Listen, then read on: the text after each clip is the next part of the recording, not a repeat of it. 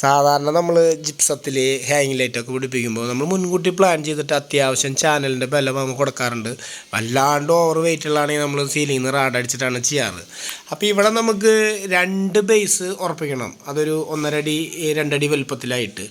അപ്പോൾ ഇതിൻ്റെ ബേസ് ആണെങ്കിൽ അധികം വലുപ്പമില്ല. അപ്പോൾ ആ ബേസിനേക്കാൾ കുറച്ച് കട്ട് ചെയ്തിട്ട് അതിലൊരു മൾട്ടിവുഡിൻ്റെ പീസ് കയറ്റിയിട്ടിട്ടാണ് ഇത് പിടിപ്പിക്കുന്നത്. അപ്പോൾ നമുക്ക് കൈയിട്ടൊന്നും പിടിക്കാൻ പറ്റില്ല ഈ മൾട്ടിവുഡിൻ്റെ പീസ്.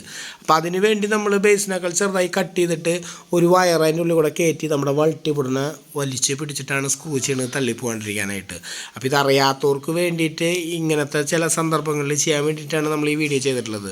അപ്പോൾ ഈ ഒരു ലൈറ്റ് ഒരുപാട് നാളായിട്ട് ഇറങ്ങിയിട്ടാണെങ്കിലും നമ്മൾ ആദ്യമായിട്ടുണ്ട് ഈ ലൈറ്റ് പിടിപ്പിക്കുന്നത്. അപ്പോൾ നമ്മൾ എന്തൊക്കെയുണ്ടെങ്കിലും ആ ലൈറ്റ് അടിപൊളിയായി കാണാൻ ഭംഗിയുണ്ടാവില്ല. അപ്പോൾ അത് അതേപോലെ തന്നെ നമ്മൾ സെറ്റാക്കിയിട്ടുണ്ട്. അപ്പോൾ കണ്ടിട്ട് നിങ്ങൾക്ക് ഇഷ്ടമായെന്ന് വെച്ച് കഴിഞ്ഞാൽ വീഡിയോ ഷെയർ ചെയ്യുക, ലൈക്ക് ചെയ്യുക. അടുത്ത വീഡിയോ ആയിട്ട് കാണാം. ഓക്കെ.